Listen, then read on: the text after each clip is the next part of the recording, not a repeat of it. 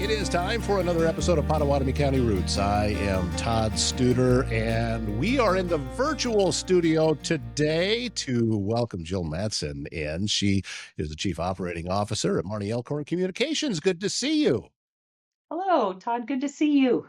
I have been looking forward to talking with you because we typically don't. Usually, Rachel is the one that comes in and sits and talks with us, but I've been wanting to learn a little bit more about what it is that you do and some of your insight with Marne Elk Horn Communications, because I know you guys have been really busy. It goes back, well, you started the process of laying fiber in Crescent in the spring, didn't you? We did. It actually started quite some time prior to that because Okay. there were so many things to get set up to even be able to start the construction project.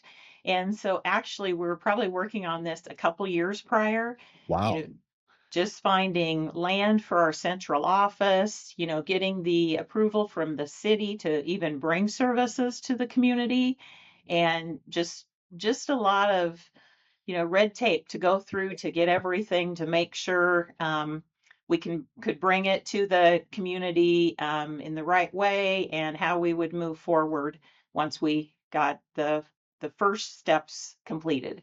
Well, you had to go through and let folks know you were coming and get people signed up ahead of time. How was the response there in Crescent? What kind of feedback were you getting? We've really appreciated the enthusiasm that we've had from residents and business owners in Crescent. Yes, that is the first step. Any landowners there have to give us the approval to bury fiber to their location.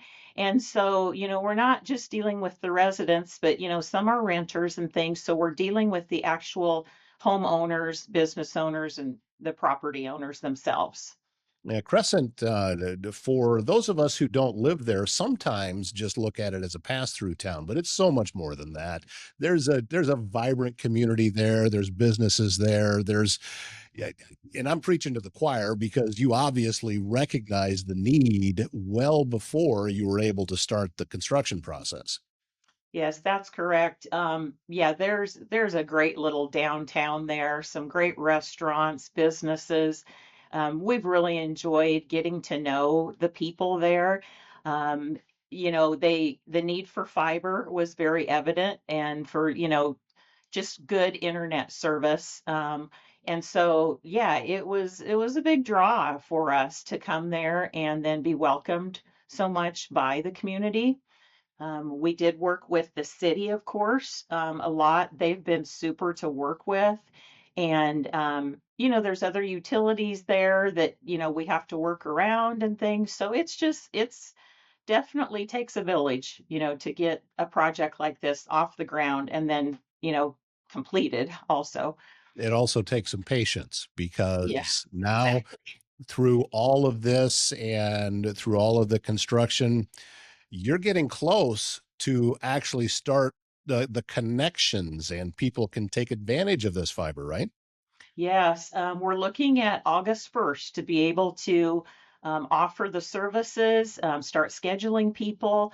So basically now, they can go to our website or give us a call, fill out an application for service, contact us about any of the service offerings that we have, the pricing, just the availability, and see if we're a good fit for them. I think that people, well, most people are probably already familiar with what fiber can do. But for those who haven't had real world experience with it yet, I Mhm. think it's almost at the same level of back when I was in my 20s and we went from that old 28.8 modem and jumped up to DSL or something, the next level of technology. Then that was light years for me. I didn't Yeah. have to sit and wait 5 minutes for a page to load. Yeah, But the right. jump now, going over to dedicated fiber over what they would have had before, whether uh, regardless of what that provider may have been giving them, it's going to be another night and day difference. Very much so. Our basic starter speed is 250 meg, which, of course, that's way higher than, starting out with 5 meg or even, 1 meg back at the Right. time when fiber first came out. So, and we do offer symmetrical speeds. So, meaning two fiber upload and excuse me, 250 meg upload and download. So, whether you're out searching the internet or doing some streaming and pulling things in, that means a lot to have those symmetrical speeds. Finding the right care for a loved one can feel overwhelming. Assisted Living Locators is here to help. Jean Bonker brings more than 30 years of experience serving families and has personally navigated the challenges of elder care. She understands the questions, the emotions, and the weight of these decisions. Jean becomes your advocate, guiding you through options with clarity, compassion, and personal support every step of the way. Call Assisted Living Locators at 402 690 5467 and move forward with confidence. If you have a leak, a clogged drain, or even if you're planning a big remodel, Waldstein Plumbing in Council Bluffs has you covered. With fast, reliable service and expert craftsmanship, handling everything from small repairs to major installations. They're locally owned and trusted and take pride in doing the job right the first time. Residential or commercial, big or small, when plumbing problems strike, they're the ones to call. Visit waldsteinplumbing.com. Yeah, for me especially, it was what I do for a living, and transferring video files back and forth and taking them to different sites. Upload is everything. It really is. Sure is. Yeah.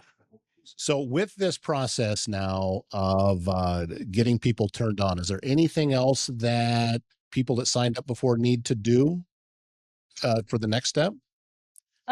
Basically, we've been, given permission to vary from the Mhm. people that we have varied to.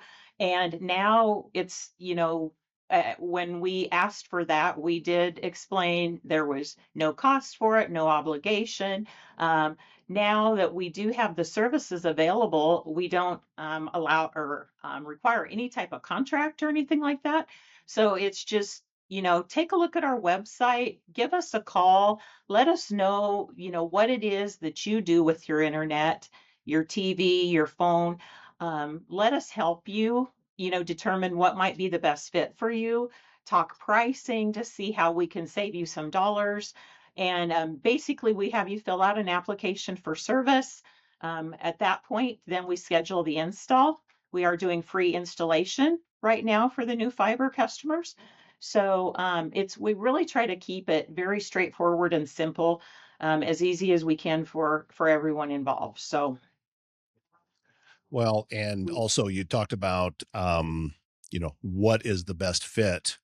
Well, how many people do you have in the house? How many devices are connected? You right, have teenagers in there that are staying up all hours of the night and running their gaming and things like all of these things factor into how much speed you may actually need.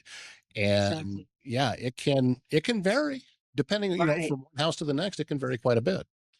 It can. And, we do offer all the different speeds, but also with that, we do have some security products that we feel are really important that are included with our managed Wi Fi. So, with our managed Wi Fi, we offer the router that we maintain, we keep it secure, we update it, we replace it, if and when need be. So, basically, with that, you can get security products anything from it's what we call command IQ, where you can basically monitor your network, see who's on it, who's using what. There's also products such as parental controls and cybersecurity. A home office product, where you can actually prioritize your bandwidth. If during the day you want to make sure that your work computer has the most bandwidth versus like your kids' gaming features, you can make all those customizable prioritizations, and it's very customizable to each family and what their needs and desires are. So, I think that just what you explained, Jill, is leads into the next thing that I wanted to talk to you about today, which is why having a local company providing fiber and providing internet in this way is so valuable to our area because you can dive in a little bit deeper and really have a good understanding about what somebody would need over, talking with someone overseas that is working a call center or something like that. Sure, sure. And we do come across that a lot. We have nationwide competitors out there. Maybe your cell phone company, now they're offering your home internet. And, those things look very enticing to people because you can have it all, from one company. They give some very enticing pricing and different things with that. And we understand that. And, we have some people try that. And sometimes they come back to us for, many reasons, but we understand that is very enticing. But but if you are a real community person, just a few things to think about. We try to be there within the community. We don't, not only just through donations, monetary donations, we do a lot of support that way for schools and youth and community organizations and things. But it's not just that. We have 21 employees that we're paying their wage, we're giving them benefits. We really encourage them to be out in the communities supporting local and being involved in the communities. We do also offer them some volunteer hours every year that we pay them for, so they can actually take the time and go help and volunteer in the communities. And we just feel that just reflects back on the communities themselves. We're doing all we can as a business to support the other businesses and also give our employees the chance to be involved and stay involved in the communities that we serve also. What if your healthcare provider came to you? Me to You is an Iowa based in home primary care practice, bringing personalized medical care directly to your home. Especially helpful for people who have difficulty getting out, Me to You serves patients of all ages, from children through end of life care, from wellness visits and chronic disease management to preventative care and advanced care planning. That means less time traveling, less time in waiting rooms, and more time where it matters most. Learn more at me2you.care or call 641 843 8405. Primrose Retirement Community in Council Bluffs believes home should be a place of comfort, connection, and care. From personalized support to engaging daily activities, everything they do is designed to help residents live fully and confidently. At Primrose, that's their priority, to put the quality of their residents' care and daily needs at the top of their list each day and every day. It's not just about where you live, it's about how you live. Learn more about life at Primrose by going to primroseretirement.com and then contact Jamie Bush at Primrose and discover a place that truly puts people first. Something that has come up more than once on this program is when you spend dollars locally, how much larger of a percentage of those dollars stay in your community, because it's not going to some corporation in New York City or someplace like that. It stays local. So that same money, as you talked about, those volunteer hours, or maybe it is contributing to the local baseball team or something going on at the high school or anything like that. That's how economies grow. And I think we're really good at doing that around Southwest Iowa. I think that we like to feel that connection. And I mean, Marty Elkhorn, you're in the business of connecting people. For sure. And, with that being said, too, we offer a couple grants for nonprofits within the communities that we serve. And for example, one, we have the FRS grant that's actually open now to be applying for. And, it's basically we pay a percentage of that grant to anyone that is awarded the grant. And so, we also have an Arion grant that's a quarterly grant that we match any funds that are awarded on that. So we greatly encourage the nonprofits to take advantage of that. Recently, the city of Crescent was just awarded $1,000 to put towards their new park signage. And so we were really excited that, they were awarded that and that we were able to contribute to that to make that happen. And so we are always very encouraged by getting a lot of people to go ahead and make those applications, take the time to do it, and we feel, they've really benefited from some grants that they've been awarded. Well, I sit on the board of a local nonprofit, so yeah, I got a feeling you and I are going to have a conversation sometime soon. But also, this is another thing that I see a lot around our region, and you guys are really good at championing this, is that we support the local nonprofits, and the business communities are so good, or the business entities are so good at doing that. And Marne Elk Horn is right up there at the top of the list, that understanding that we're bringing everybody along with us. And it's a way for you to be able to give back and contribute. Just how, because of the communities and the citizens and the residents have done such a great job of supporting Marne Elk Horn at the same time. They have, and I know we even have a few events coming up soon. I know we've got Ragbri coming through one of our communities, so we are going to close for the morning of Ragbri so all of our staff can go help, assist because a lot of our communities are smaller communities, and it just takes a lot of hands to make some of these events go off without a hitch. And so we really do all we can to, help the communities with bodies and just volunteering to make these things go and make money for the communities.